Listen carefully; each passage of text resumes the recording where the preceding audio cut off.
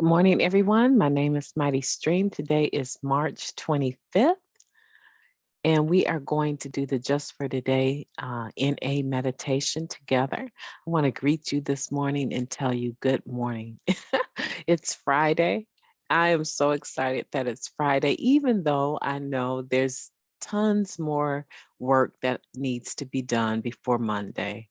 Right? I'm a student in an accelerated master's program pursuing 2 masters in counseling, mental health counseling, and school counseling. And so, even though I know it's Friday, I know that there's some other work that needs to be done, but it's just really exciting to get through the whole week on such a good note. And I'm not sure what your week was like, but I just really thank God for such a beautiful week and a productive week. So I want to greet you this morning on Friday and say to you that you can do it. Just punch in one more time, one more day. For some people, you're punching in on Saturday as well, but just punch in one more time and bring that energy and be positive because what you put out generally is what you receive. So let's get into the Just for Today. I did pull it up, and I tell you the truth, I really, I really don't know what I saw. I did see that it was there, and I wanted to go ahead and get into it. Let me drink just one little sip of coffee here.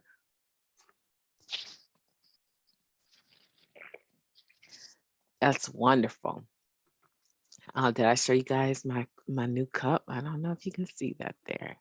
A little sister there with her afro and a ray of sun around her.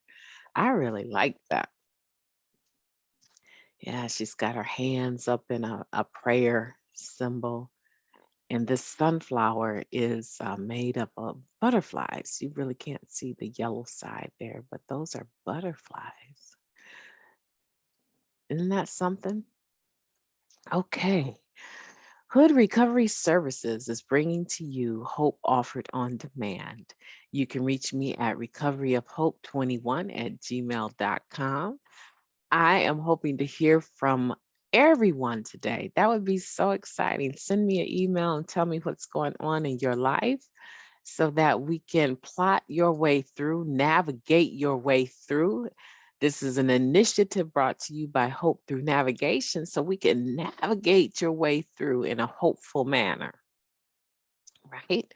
So let's look at it. March 25th, I can't, but we can. From the isolation of addiction, we find a fellowship of people with a common bond. Our faith, strength, and hope come from people sharing their recovery. Basic text, page 98. Admit no weakness, conceal all shortcomings, deny every failure, go it alone. That was the creed many of us followed.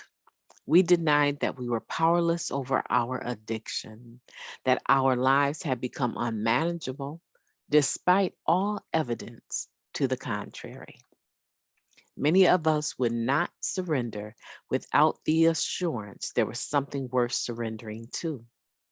Many of us took our first step only when we had evidence that addicts could recover in Narcotics Anonymous.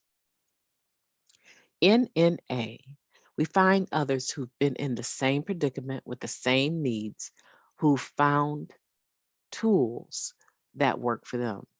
These addicts are willing to share those tools with us and give us the emotional support we need as we learn to use them. Recovering addicts know how important the help of others can be because they've been given that help themselves. When we become a part of Narcotics Anonymous, we join a society of addicts like ourselves, a group of people a group of people who know that we help one another recover. I like that. Let me reread it though. When we become a part of Narcotics Anonymous, we join a society of addicts like ourselves, a group of people who know that we help one another recover. Solid. Just for today, I will join in the bond of recovery. I will find the experience, strength, and hope I need in the fellowship of Narcotics Anonymous. I like that. I can't, but we can. And the basic text, page 98, says, from the isolation of our addiction, we find a fellowship of people with a common bond. Our faith, strength, and hope come from people sharing their recovery. I'll tell you why I like that. I like that because I think the ideal that a man is an island, or that self-sufficiency is going to work. Self-sufficiency works to a certain point, and that is not the same as being fully self-supporting, right? When we talk about being fully self-supporting in the spirit of the tradition, we're talking about the financial piece of it. However, this ideal that self-sufficiency will work is a lie. And the basic text says that self-sufficiency is a lie. There's something about the therapeutic value of one addict helping another being without parallel. So when we examine that and say, I can't, but we can, that means that the moment I'm closed fist like this and I'm all by myself and I say, I can do it. I don't need to talk about any of that stuff from the past. I don't need your help. I got this. I'm gonna stay clean, right? The minute you make that judgment and that decision, you've already begun to fail. That's a big statement. You have already begun to fail, because that means that as life happens and it makes its way towards you, you have to operate out of that statement. In a sense, you've already judged or condemned yourself, right? Because now you're saying, I'm not going to have anyone give me any input on how I recover or how they did it. I'm going to go it alone. And what you find is that when life shows up and meets you, you are there alone meeting life. It's an odd thing to have no one in your fellowship or your network when things go crazy. You've already condemned yourself to failure, because now you're backed up into a corner that you cannot get out of clean. You can't get out of it. Either you're going to pick up a behavior or you're going to pick up a drug or a drink, right? Because now you're facing that all by yourself. Now, do some people self-will and make it through, and then they come running into the rooms and I need your help. Oh my goodness, right? Yeah, there's a lot of that, obviously. There's always exceptions, right? Especially when I'm talking, there's always exceptions, because I'm looking for the experience that I can use to drive home the point. And the point is that it's much easier. It's much easier to do it together than to do it by yourself, right? Because we're each other's eyes and ears. So if me and my girl, we're in a situation and we're talking about how we react to men, and both of us are married, how do we react to men that approach us in the fellowship and we're both married? And we're both married to, I wouldn't say non-addicts, but we're married to people that no longer are involved with the NA fellowship on any level. And they haven't needed a meeting or wanted to make a meeting in years. They don't have a sponsor. They're not writing the steps. They are operating as though, the only thing that they really ever needed was to just get clean. And from there, they developed businesses and became very influential businessmen. Okay, so a lot of the times if I'm at an event, my husband is not with me, right? My husband isn't with me and hasn't been with me. I can't really tell you the last time he made, when I graduated with my associate's degree, he came to a Sunday night candlelight meeting. That was the last time that he encountered the recovery world, right? And he experiences it through me.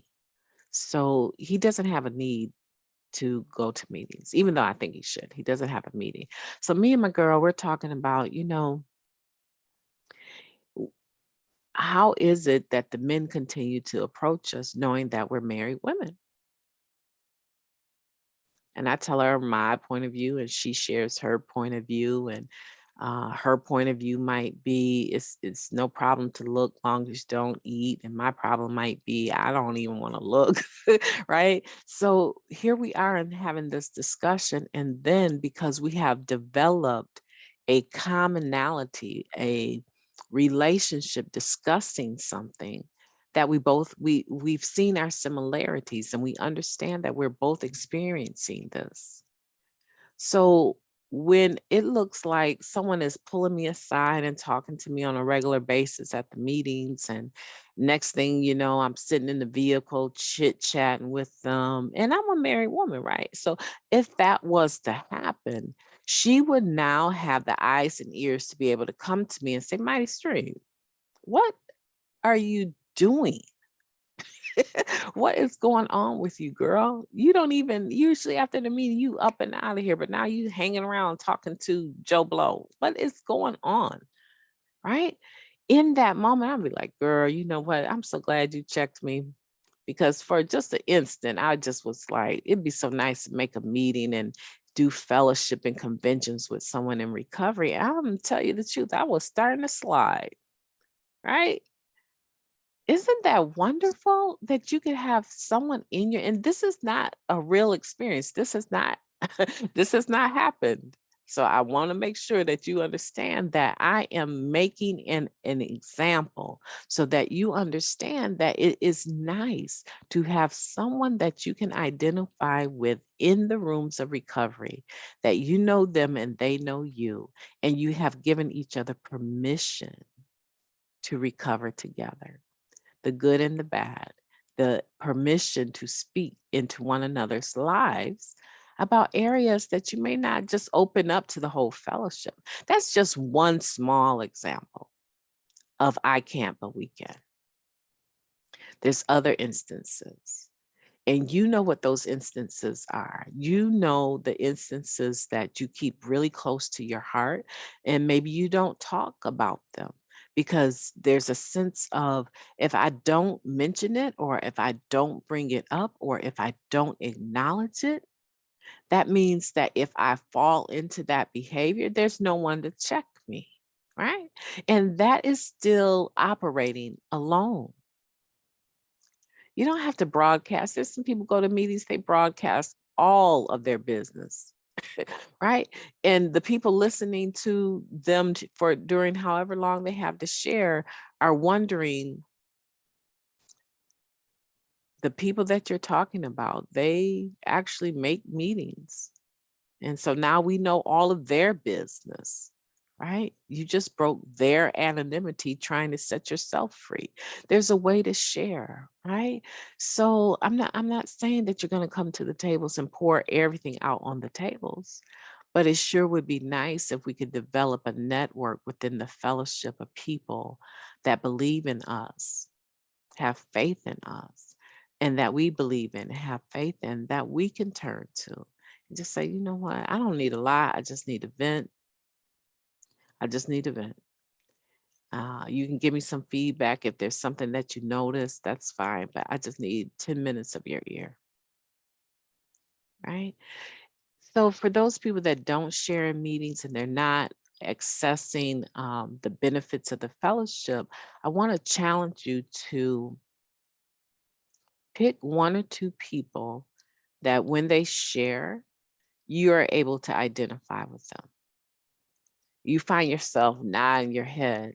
Mm, all right. You're finding yourself nodding your head when they're sharing. And I want you to begin to reach out to them, even if it's just as simple as hitting them up on Facebook or Messenger or some other social media and saying, can I get your number? It doesn't have to be in a public setting, but just pulling them aside just for a moment and say, I think we should connect. Can I get your number?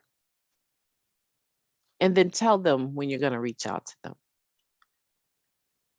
Tomorrow, about this time, I'm going to send you a text. Let me know that you got my number and saved it in your phone. I tell people that all the time, text me. Make sure you text me first and tell me who you are so I'll remember that we've, spoken. right? Don't just call me randomly because I gave you my number. I need for you to text me and tell me who you are so I can save the number and I will call you. I will call you, right? And I do that. I do it so that they know that I'm just not ignoring them or passing my number out for, number's sake. But I like to establish that rapport. And then after that, tell them when you're going to text them, contact them, and just say, you know what? I was wondering if you had a few minutes we can talk. There was something you shared last week in that meeting I can totally identify, and I just want to see what you think. You're putting yourself in a position now to receive. You don't have to have all the answers, or you may have the answer, and you just need to voice it and see what someone else thinks. I think we save each other. We help each other. We help each other recover because we understand one another. And I hope that this has been a fruitful meditation for you. I did not open with the serenity prayer, but let's close with the serenity prayer. Okay, let's do that now. God, grant us the serenity to accept the things we cannot change, the courage to change the things that we can, and the wisdom to know the difference. That's amazing. Awesome. You have a beautiful day. It's been good to be with you, and have a great Friday and a great weekend. Talk to you later.